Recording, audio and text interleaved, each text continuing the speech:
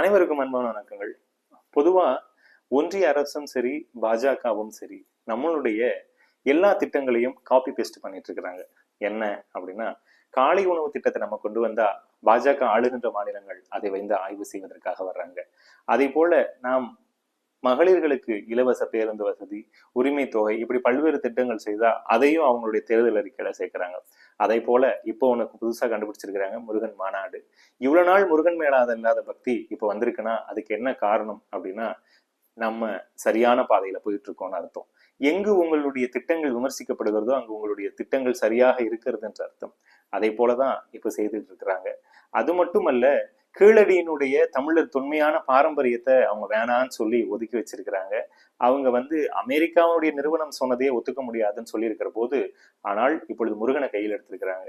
முருகனை கையில் எடுத்திருக்கிற போது கீழனுடைய பழமையான நாகரிகத்தை ஒத்துக்கொள்ள மாட்டோம், அது எங்களுக்கு ஆய்வு சரியான முடிவுகள் இல்லை அப்படின்னு சொல்றாங்க. அப்படின்னா அவர்கள் முருகனை எதற்காக எடுக்கிறார்கள், கீழடி எதற்காக ஒதுக்குகிறார்கள் என்பதை நீங்கள் அனைவரும் சிந்தித்து பார்க்க வேண்டும்.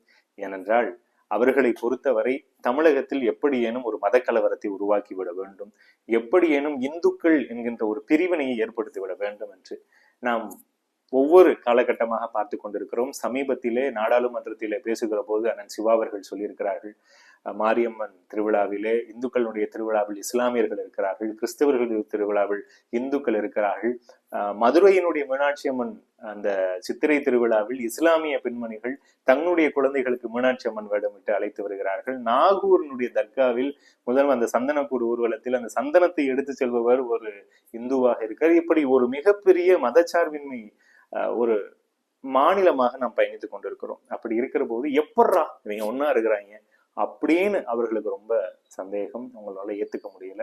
அதுக்காக ஒரு மாநாடு ஏற்பாடு பண்றோன்ற பேர்ல பண்ணியிருக்கிறாங்க.